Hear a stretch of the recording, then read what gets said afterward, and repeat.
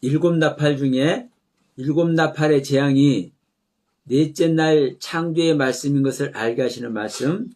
자, 요한계시록 8장 12절 13절 말씀 우리 같이 합독합시다.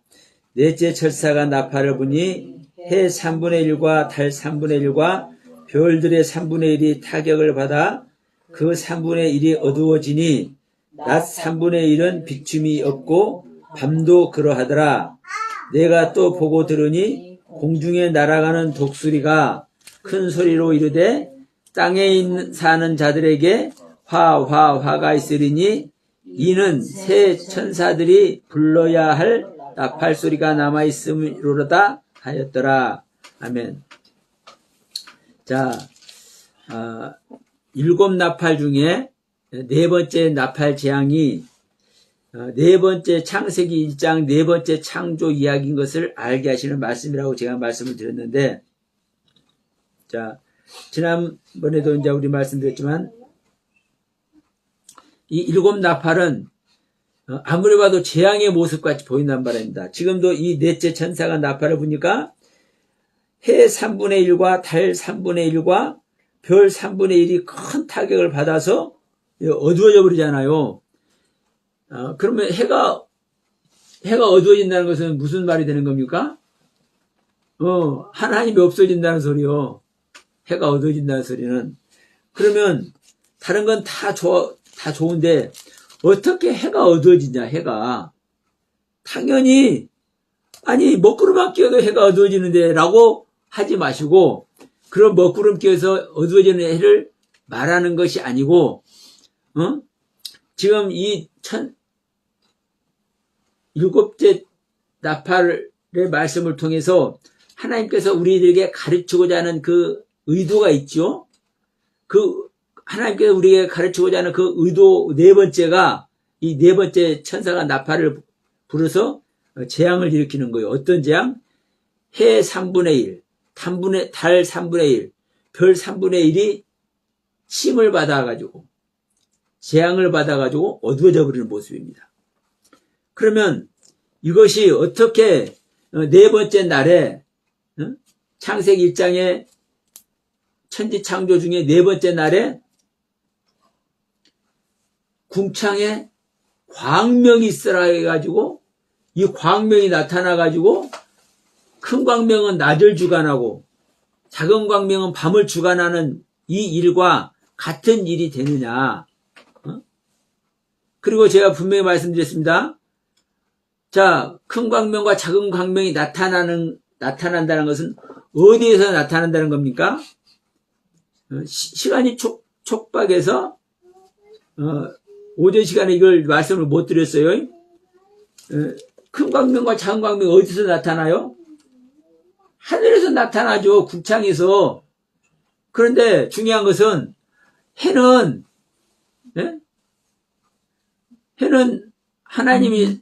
하나님이니까 궁창에서 하늘에서 나타나. 근데 달은 뭐예요? 달은 발광체가 아닙니다. 실질적으로 해의 빛을 받아서 반사하는 것이 달의 모습이잖아요. 그래서 달의 빛은 어두워요. 밤이니까, 캄캄한 밤이니까 달이 빛나는 것 같지만, 달의 빛은 어둡다고, 해와 빛같이 밝지 않다고요. 그런데 중요한 것은 이 달이 어디가 있는 거요? 하늘에 있잖아요. 이 달은 우리 믿는 자를 뜻합니다. 우리 믿는 자가. 그래서 제가 아까 오전에도 말씀드렸지만, 궁창 안에 발광체가, 광명체가 있다고 그러죠. 근데 이 궁창은 하나님께서 창조하신 궁창이 아니라 나에 의해서 생성되는 하늘이라고 말을 했습니다. 탕탕 치다, 확장시키다. 그러면 자 보세요. 내가 이 하늘의 세계, 이 궁창의 세계를 내가 창조한 자체가 내가 땅의 사람입니까? 하늘의 사람입니까? 내가 땅의 사람임에도 불구하고 하늘의 영역에 깨달음을 가지고 있고 하늘 영역 속에 나의 뜻을 드리고 있고 나의 뜻이 가 있기 때문에 이 하늘의 라키아 궁창이 넓혀지고 확장되잖아요. 이게 바로 무엇의 모습입니까? 이게 달의 모습인 거예요. 그래서 그만큼 하나님의 그 가르침을 받아서 첫째 날, 두 번째, 세 번째 날에 그 가르침을 받아서 우리가 그 올바른 가르침 아래서 실제로 그 가르침 받은 내용이 실제가 되어 있기 때문에 내 믿음이 어떤 믿음까지 된 겁니까? 내 자신을 다스리는 믿음까지 된 거예요. 내 자신을 다스리는 믿음까지 됐기 때문에 달이 생긴 것이고 이 달의 모습을 통해서 밤을 주관하는 모습이 된 것이고 이 모습이 절기와 날과 해라 이렇게 말한 거라고. 그럼 절기는 아까 뭐라고 그랬습니까? 정한 때라고 그랬습니다. 정한 시기, 정한 시간, 정한 장소. 그러니까 우리는 이 부분들을 놓고 볼 때 이 넷째 날 창조는 실제로 광명이 나타났잖아요. 광명이 나타났다는 것은 내가 광명의 신앙의 소유자가 됐다는 거잖아요. 근데 계시록 8장에 이 넷째 날에 재앙의 모습을, 넷째 날 나팔의 재앙의 모습을 보면은 아무래도 재앙 같단 말입니다. 해와 달과 별의 3분의 1이 어두워져 버렸어. 넷째 날 창조선 밝아져서 낮도 다스리고 밤도 다스리고 실제 다스림의 세계, 통치의 세계에 들어가는데 이건 통치의 세계에 들어가는 것이 아니라 거꾸림 당하는 모습으로 보이지 않았습니까? 그런데 여러분 이것이 뭐예요? 이것이 밤과 낯을 구별하는 거예요. 빛과 어둠을 구별하는 거예요. 큰 광명이 나타날 때, 하늘의 말씀이 나타날 때, 이 하늘의 말씀으로 빛의 세계와 어둠의 세계가 확실하게 구분되는 거예요. 이렇게 확실하게 구분되기 때문에 이 어둠의 세계로 구분되고 분별되어지는 세계는 어떻게 되는 겁니까? 얻어지는 거죠. 지금까지 내가 하나님을 사랑하고 예수 그리스도가 나의 구원주이심을 고백하면서 열심히 신앙생활을 했는데 그러니까 항상 기쁘고 감사한 생활만 있었는데 큰 광명이, 큰 은혜 세계가, 큰 가르침의 세계가 나에게 쑥 들어오니까 나를 조명화시키니까 내가 기쁨과 감사로만 여겼었는데 이것이 아니네. 내가 하늘의 모습이라고 했는데 이것이 아니네. 알아지는 거예요. 제가 선악을 알게 하는 나무를 성령님께서 이렇게 조명해 주실 때 그전까지는 어떤 나무라고 여겼어요? 선악을 알게 하는 나무가? 나쁜 나무라고 알고 있었죠. 왜? 먹으면 죽잖아요. 아니, 먹으면 죽는 나무가 좋은 나무냐고. 나쁜 나무지. 그 나쁜 나무이기 때문에 하나님이 먹지 말라는 것도 아니요. 그러니까 이런 논리 아래 있었어요. 그런데 이제 그 거듭남의 은혜 안에서 가다 보니까 갑자기 큰 비침이 나한테 왔는데 이게 큰 광명이었던가 봐. 이 큰 깨달음의 세계가 말씀이 나한테 딱 비춰졌는데 그 선악을 알게 한 나무를 볼 때 뭐가 보여요? 이거 아버지네? 내가 아버지 부르는 아버지, 하나님 아버지. 아버지 중에서도, 하나님 중에서도 성부 하나님. 이 선악을 알게 한다고 보여버리는 거예요. 그게 보여버려. 그런데 생명나무는 뭐냐? 우리는 생명나무는 예수 그리스도다. 예수 그리스도라고 하잖아요. 근데 선악나무를 먹고 죽잖아요. 그러면 생명나무를 귀하게 여겨, 선악나무를 귀하게 여겨. 솔직히 얘기해 보세요. 생명나무죠. 그런데 이 큰 빛이 들어와서, 큰 광명이 들어와서 나를 딱 조명시키니까 선악을 알게 한 나무가 아버지네, 아버지. 그 다음에 뭐요? 생명나무요. 이 아버지 다음이 생명나무요. 선악을 알게 한 나무가 성부 하나님이고 생명나무가 성자 하나님이에요. 모든 하나님의 법, 모든 하나님의 말씀의 주인 누굽니까? 아버지입니까? 아들입니까? 아버지죠. 이 아버지가 선과 악을 구별하고 분별하는 유일한 하나님. 아들도 선이 무엇인지 구별을 하고 분별을 하지만 나는 선한 존재라, 선한 선생이여 할 때 어찌 너희들이 나를 선하다 하느냐? 선한 자는 오직 아버지 한 분뿐이다 라고 얘기를 하죠. 그러니까 예수님도 당신은 선한 존재가 아니라고 얘기를 한단 말이에요. 그러면 선이 무엇이고 악이 무엇인지 구별하고 분별하고 있는 존재는 누구뿐이다? 성자도 아니고 성령도 아니고 성부 하나님만 선과 악을 구별하고 분별하는 하나님이요. 근데 이걸 딱 조명해 놓으니까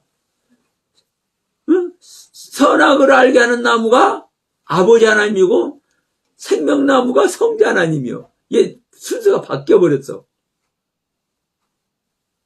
이게 여러분 구별되고 분별되게 하는 광명이 들어올 때, 하늘의 빛이 나에게 들어올 때 일어나는 현상입니다.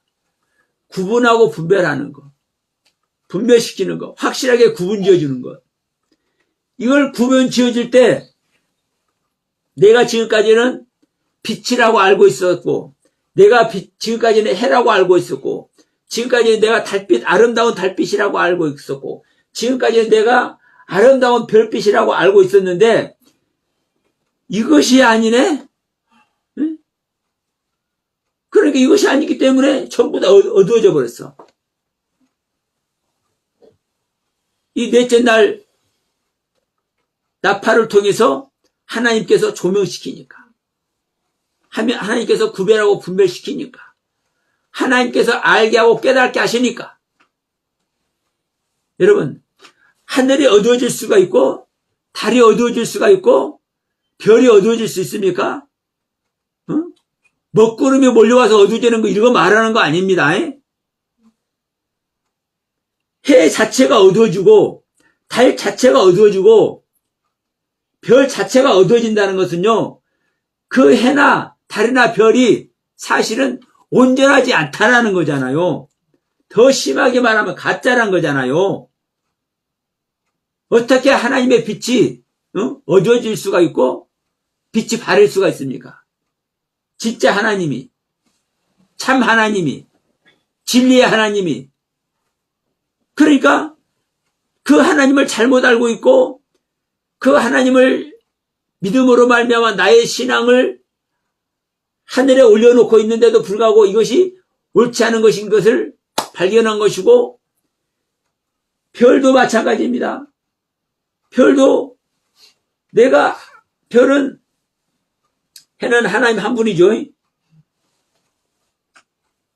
이 하나님 한 분을 이 성경 모든 말씀을 가지고, 수도 없는 성경 말씀을 가지고 하나님 한 분을 세우는 거예요. 하나님 한 분으로 귀결되는 거예요. 하나님 한 분으로 완성되는 거예요. 그러면 성경의 모든 말씀이 창조 말이 됐든 계시록 말씀이 됐든 출애굽기 말씀이 됐든 레위기 제사 말씀이 됐든 왕들의 말씀이 됐든 선지자들의 말씀이 됐든 어떤 말씀이 됐든 간에 각자의 그 한 가지의 말씀들은 전부 다 뭐예요? 별이에요, 별. 그래서 이 별들을 종합할 때 누구에게 인도가 되는 겁니까? 한 분 하나님, 하나로 계신 하나님, 이 하나님께 인도를 받는 거예요. 다만 여러분 별도 보세요. 별 전체를 다 알아야 하나님께 인도함 받는 거 아닙니다. 자, 저는 볼 때, 저는 가장 뚜렷하게 볼 수 있는 것이 별자리가 뭐냐면요, 북두칠성이요. 여러분은 어떤 건지 모르겠어. 뭐 오리온 자리, 뭐 페가수스 자리 여러 많죠. 수많은 별들 자리가 있죠. 근데 저는 북두칠성 가장 쉽더라고. 그러면 북두칠성 보면은 지금 북두칠성이 어느 쪽으로 꼬부라졌냐, 지금 절기가 어떤 절기냐 볼 때 그 방향을 잡고 가. 길을 안내해서 가. 또 다른 사람은 이 북두칠성을 예를 들어서 모른다고 합시다. 모르지만은 뭐 어려운 자리다 무슨 자리다 이런 것을 알고 있는 사람은 지금 철이 어느 시철이니까 어려운 자리가 어느 방향으로 있고 뭐가 어느 방향에 있고 이것을 딱 알면은 또 길을 찾아가. 그 길은 어떤 길이요? 주님의 길인 줄 믿습니다. 나는 길이요 진리요 생명이라 말씀하신. 그러니까 별들을 보고 하나님을 찾는 거예요. 해를 찾는 거예요. 그런데 중요한 것은 이 별이 빛을 잃어버린다 이 말이에요. 넷째 천사가 나팔을 부니까. 그러면 넷째 천사가 부는 나팔은 어떤 나팔입니까? 그냥 뚜뚜뚜뚜뚜 부는 나팔입니까? 빰빠라빰빰빰 부는 나팔이에요? 하나님의 가르침입니다. 무엇을 하게 한 가르침? 여자에게 하늘의 사내아이를 태어나게 하는 가르침. 예? 말씀의 실제가 임하게 하는 가르침. 그러니까 네 번째 가르침을 통해서 이제 더 성숙한 신앙, 성숙한 예수 그리스도의 실체를 나타내려고 하는 이 가르침인데 이게 바로 하나님의 가르침이고 이게 바로 진리의 가르침이고 이게 바로 참 하나님의 참된 가르침이겠죠? 근데 이 참 하나님의 가르침이 딱 여자에게 들려졌는데 이 여자가 가지고 있는 해가 어두워져 버리고 달이 어두워져 버리고 별이 어두워져 버려. 이게 아까 제가 말씀드린 거죠. 큰 광명이 올 때, 큰 가르침이 올 때, 큰 깨달음을 얻게 되면 나눠진다 안 나눠진다? 다 구별이 됩니다. 아, 내가 이렇게 알았었는데 이게 아니구나. 딱 구별이 돼. 그러니까 제가 선악을 알게 한 나무가 됐든 가인 이야기가 됐든 아브람 이야기가 됐든 바벨탑 이야기가 됐든 딱 구별이 돼. 아, 이 이야기가 이 이야기구나.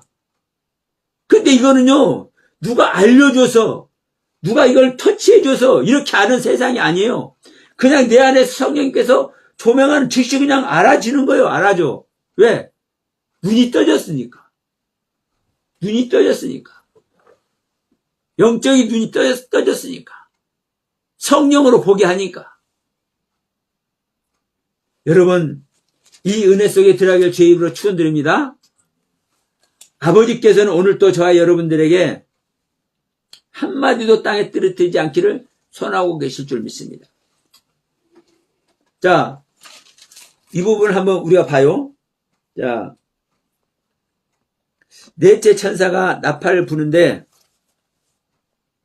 다 어두워지죠. 구별되고 분별된 걸 말씀을 드렸습니다.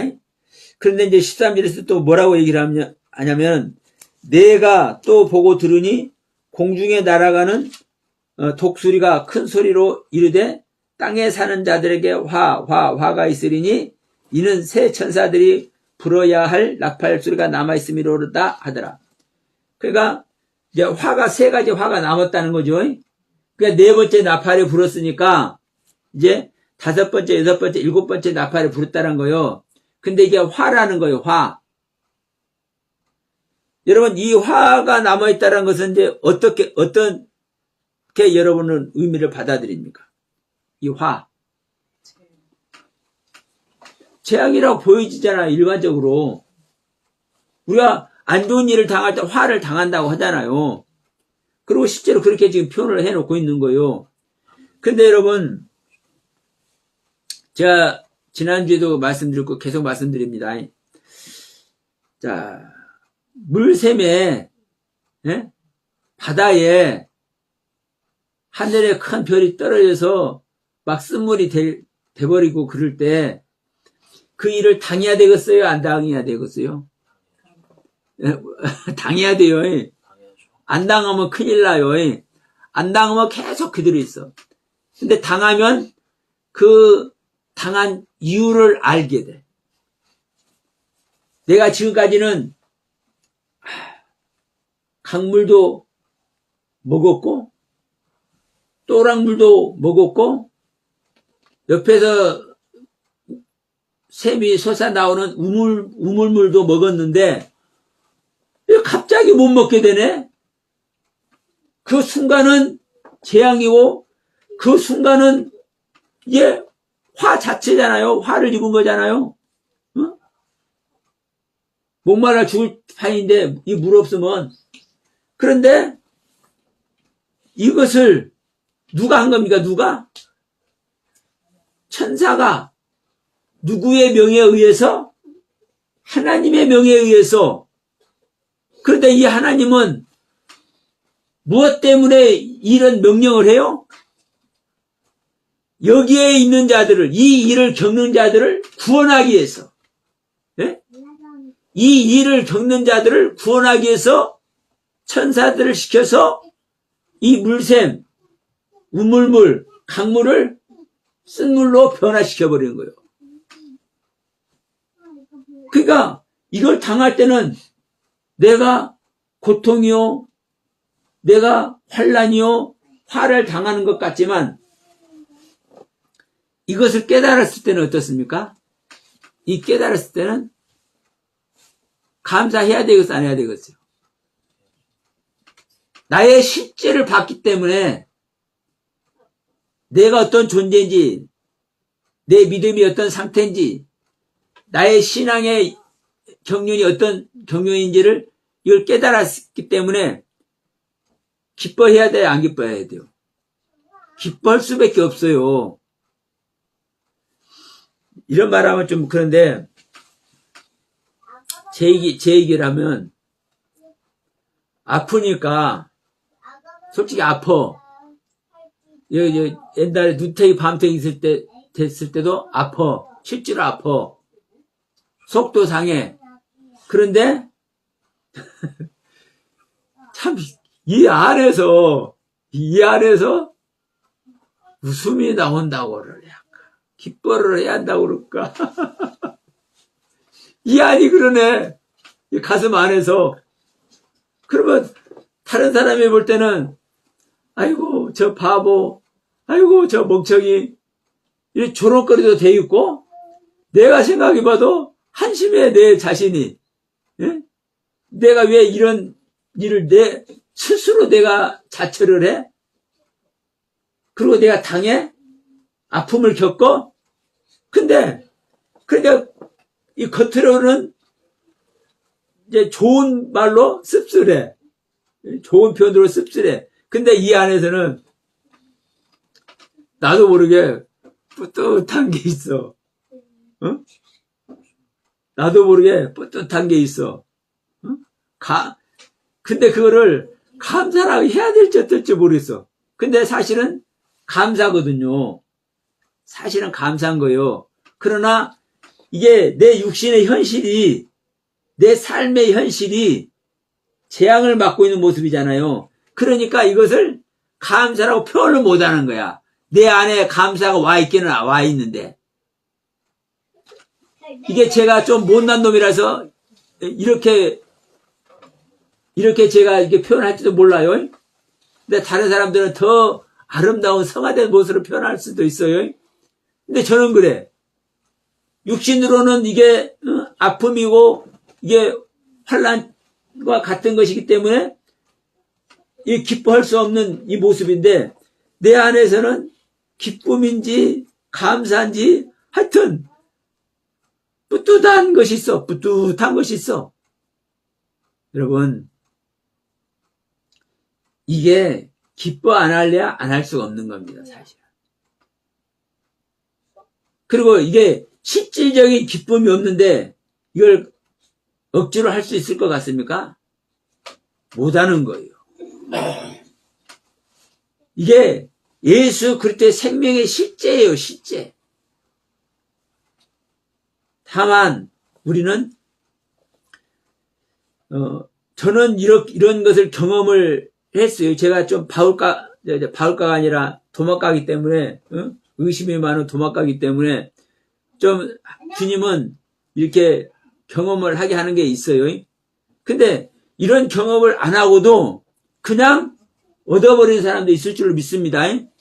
성령님의 그 은혜와 그 사랑의 세계를 그 생명의 경륜을 고스란히 그냥 얻어버리는 사람도 있을 거예요. 왜? 욥과 같이 고난을 당해서 생명 얻는 사람이 있고 고넬료와 같이 고난은 저기 동구 밖에 있고 고난 근처에도 안 간 모습으로 생명 얻어버린 고넬료도 있잖아요. 그러니까 여러분은 제 소견으로는 여러분은 전부 다 고넬료와 같은 그런 생명을 얻기를 축원드립니다. 고난 받으면 아픔이 있기는 있으니까. 자, 이제 정리합시다. 그래서 넷째 날 창조와 넷째 날 나팔의 이 재앙의 모습같이 보이는 이 모습이 사실은 똑같은 모습이라는 거예요. 똑같은 모습, 똑같은 가르침. 예수를 낳기 위한, 하늘의 사내하에 예수를 낳기 위한 똑같은 가르침의 레벨이라고요. 그런데 여기서도 지금 말씀하죠. 다시 한번 봅시다. 이 화를 제가 말씀드리려다 지금 말씀을 못 드렸는데, 땅에 사는 자들에게 화가 있으려 할 때, 이 땅에 사는 자들이 어떤 자냐, 이 말이야. 응? 땅에 사는 자들. 여러분, 땅에 사는, 또 다른 표현으로 하면, 이제, 원문을 직역해서 하면은, 땅을 향해서 사는 자. 땅을 향해서 사는 자는, 네? 반드시 화가 있습니다. 여기서 산다는 의미는 제가 자주 이런 표현을 하죠. 성경적으로 산다라는 것은 생명으로 사는 것을 말하는 거예요. 근데 지금 요한계시록 8장 13절에서 땅에 산다는 이 산다는 표현은 머무른다는 겁니다. 그 땅에 머물고 있다라는 거예요. 그 땅에서 지체하고 있다라는 거예요. 여러분은 우리 5절에도 말씀드렸습니다. 우리가 땅에 살지만 내가 하늘 사람이 돼야 돼요, 안 돼야 돼요? 내가 하늘 사람이 될 때 나의 의지가 달이 되는 겁니다. 그래서 나의 세계를 다스리는 겁니다. 밤의 세계를. 그런데 그렇지 않고 계속 땅에 머물러 있어. 땅이 지체되어 있어. 이자에게 여러분 화가 미치는 거예요. 응? 이자에게 내가 땅에 머물러 있지 않고 나를 내어드리면, 나를 부인해내면 하늘 영역으로 올라가는 거예요. 하늘 영역으로. 이게 달의 모습이라고요. 그러면 내가 땅에 있지 않고 하늘 영역으로 나의 의식의 세계가 올라갔는데 이런 자에게 하나님께서 화를 내리겠습니까? 안 내리겠습니까? 안 내려요. 그런데 지금 5번째, 6번째, 7번째 나팔 세 가지 나팔이 남아있죠. 그러면 지금 여기에서 지금 이 나팔 재앙을 받고 있는 사람은 이 해를 입은 여자예요. 해를 입은 여자예요, 사실은. 그러면 여자는 여전히 땅에 있는 겁니다. 땅에 있어. 지금 이제 성숙돼 가고 있는 거예요. 그래서 사내아이를 낳고도 땅의 사람이기 때문에 광야에 가서 3년 반인가 그 훈련을 받아요. 이 해를 입은 여자가 뭐가 되기 위해서? 하늘의 사람이 되기 위해서. 예? 하늘의 사람이 되기 위해서. 자, 우리 마리아를 생각해 봅시다. 마리아도 예수님께서 예수님께서 전도를 하실 때, 말씀을 전하고 있을 때, 예수야, 당신, 어머니하고 당신 동생들이 왔다고 이렇게 표현할 때, 누가 내 어머니고 내 동생들이냐, 이런 표현을 하죠. 그러면, 왜 그런 표현을 하냐면은, 마리아를 땅의 사람으로 보기 때문에 그런 표현을 하는 거예요. 마리아를 땅의 사람으로 보기 때문에. 마리아는 하늘의 사내아이를 낳았잖아요. 하늘의 사내아이를 낳았기 때문에, 자, 혼인잔치에 가서도, 자, 내 때가 아직 이르지 않았는데, 여인이여, 내 때가 나와 무슨 상관이 있나이까 내가 내 때가 아직 이르지 않았나이 할 때, 마리아가 뭐라고 그래? 하인들을 향해서 가르쳐. 하인들에게 뭐라고 가르치느냐? 너희들에게 무슨 말이든지 하면 그대로 행하라고 가르쳐. 왜? 마리아는 예수를 낳았기 때문에 하늘의 사람이 된 거예요. 그래서 예수가 어떤 일을 할 줄도 알아요. 예수가 어떤 일을 할 줄 안다는 그 자체가 하늘의 사람이 됐다는 증거예요. 그것은 바로 이 마리아는 어디를 다니면서 저기를 했습니까? 훈련을 받았습니까? 애굽을 다니면서 훈련을 받았잖아요. 예수 데리고 예수 데리고 애굽으로 쫓겨가서 훈련을 받았잖아요. 그러니까 이 7나팔의 하늘의 사내아이를 낳은 여자도 이제 광야에 가서 훈련을 받는다니까. 훈련을 받을 때 용이 물을 머금고 물을 품어내서 죽이려고 하잖아요. 근데 땅이 입을 벌려서 그 여자를 보호를 해요. 그러니까 여러분, 지금 이 여자는 5째 나팔, 6째 나팔, 7째 나팔도 여전히 땅의 모습으로 있기 때문에 아직 사내아이를 낳지 않았잖아요. 그러니까 아직까지 땅의 모습으로 머물러 있기 때문에 화를 당하는 거예요. 그러면 이 과정을 겪어야 이제 하늘의 사내아이를 낳고 하늘의 사람이 되는 거예요. 예수를 낳은 사람이. 그런데 아직 그 사람이 되지 않았기 때문에 독수리가 큰 소리로 이르되 땅에 사는 자들에게 화가 있으리라. 이는 천사가 불러야 할 나팔 소리가 아직 남아있습니다. 이렇게 말을 하는 겁니다. 근데 여기서 이제 이 화가 무엇인지를 제가 잠깐 좀 말씀드리고 오늘 좀 마무리를 하도록 하겠습니다. 이 화는, 이 헬라어로는 이 화가 이제 어떤 의미를 말하는지를 명확하게 나타냈잖아요. 그런데 이제 히브리어로 보면은 이 화라는 단어가 오이라는 단어입니다. 오이라는 이 단어의 뜻은 영혼의 바람을 나타내는 의미를 써요. 영혼의 바람을. 그리고 이 오이는 아바라는 단어에서 이제 유래가 되는데, 이 아바라는 단어는 무슨 뜻을 가지고 있냐면 마음을 기울이다, 바라다, 열망하다, 원하다, 사모하다. 무슨 말인지 알겠죠? 우리가 화를 당한다는 것은 그냥 어려움을 당하는 이것을만 생각할 수가 있는데, 이 화를 당하는 자체가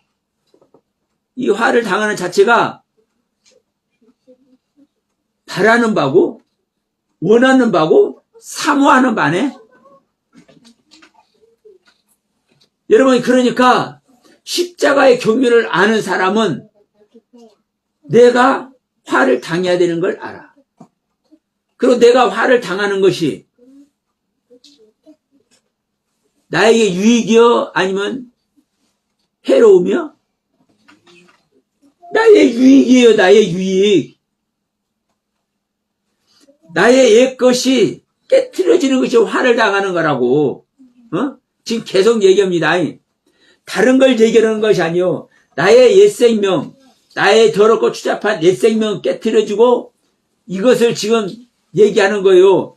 그러면 나의 옛 생명 버리는 것이 이것이 그만큼 중요한 거라고요. 또 다른 표현으로 하면은 나의 옛 생명이면은 못났고 더럽고 추악하고 압속하고 미움 다툼 시기 질투 이런 것만 나의 옛 생명이 아니라 명심하세요. 내가 하나님의 은혜를 받아서 하나님의 그 가르침의 그 귀한 것을 가지고 있어요. 하나님의 가르침의 귀한 것을 가지고 있는 나의 옛 생명. 이것을 여러분 깨져야 되는 거예요. 이게 깨지지 않으면 자, 욥 얘기 다시 한번 합시다. 욥 얘기.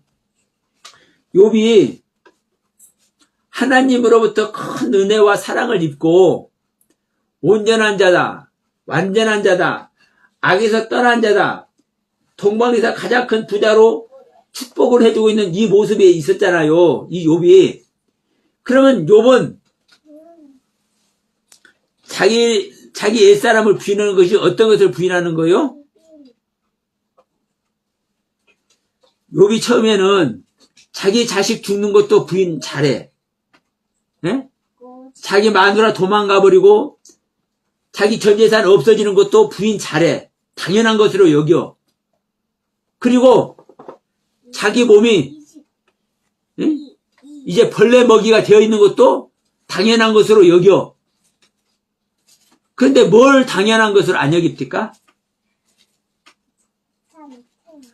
하나님께로부터 받은 은혜, 그 깨달음의 세계, 하나님께 인정받는 그 말씀의 세계, 이것을 못 버린다니까. 이것을 못 버려.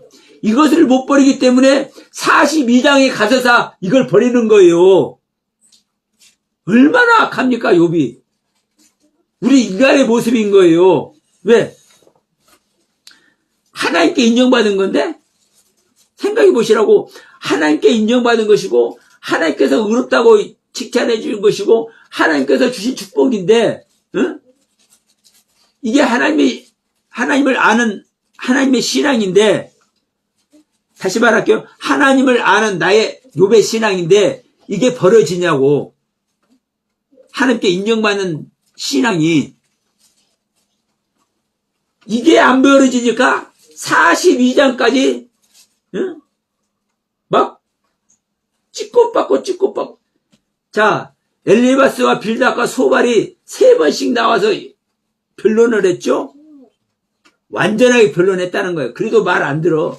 그 다음에 엘리후가 나와서 얘기를 해도 말 안 들어.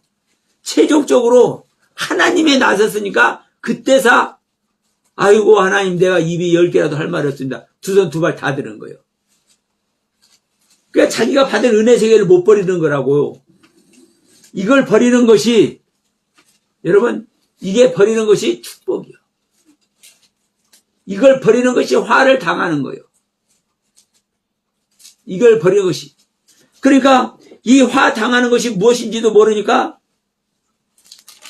첫째 날부터 첫째 나팔, 두 번째 나팔, 세 번째 나팔, 막 네 번째 나팔까지 막 엄청난 재앙의 모습을 당하는 모습을 보다 보니까 이 모습과 똑같이 다섯 번째 나팔, 여섯 번째 나팔, 일곱 번째 나팔에서도 이 똑같은 재앙을, 더 큰 재앙을 당할 것이다. 화가 남아있다. 이렇게 다들 얘기를 한단 말입니다.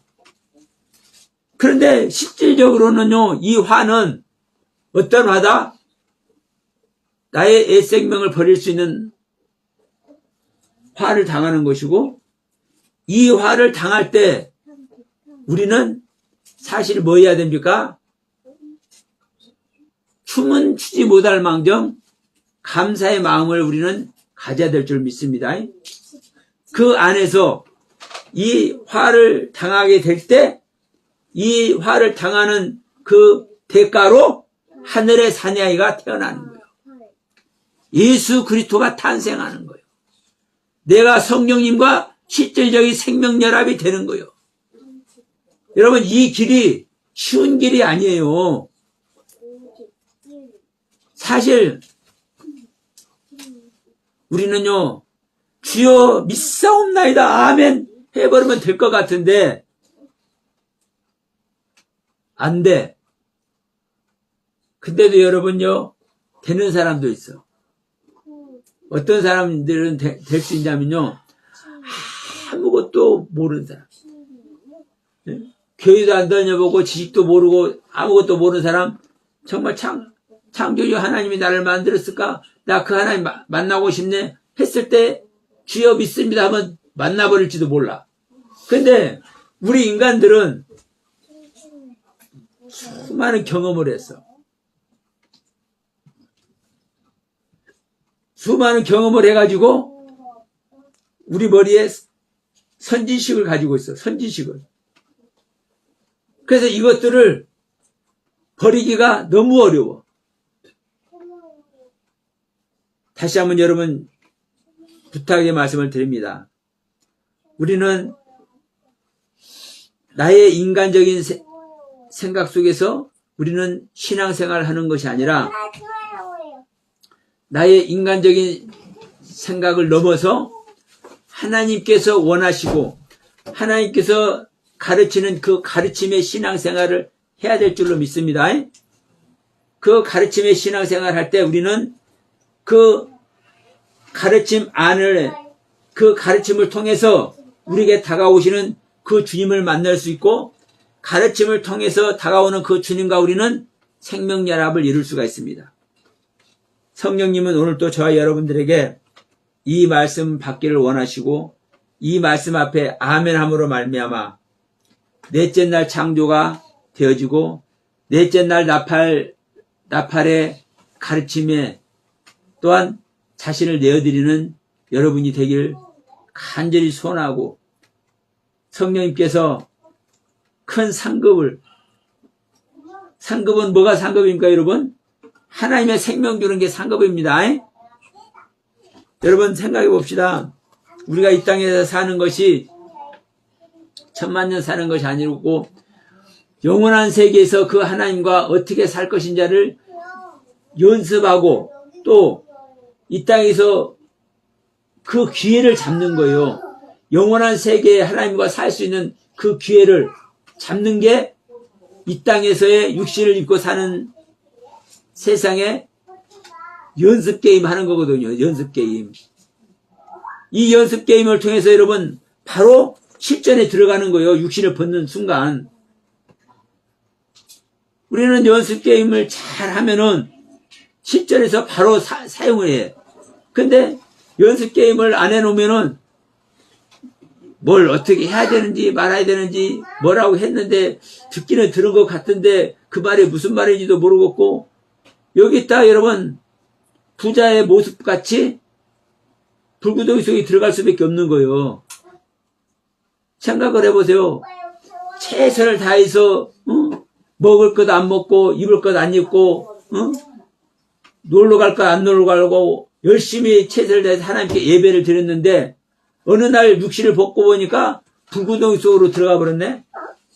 여러분 우리는 거지 나사로와 같은 이 땅에서의 참으로 안타까운 그 누구보다도 불쌍한 신앙생활을 하더라도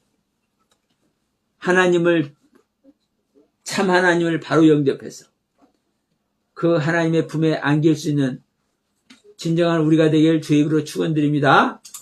그 안에서 모두가 승리의 나팔을 불기를 간절히 바라면서 오늘 말씀 마칩니다.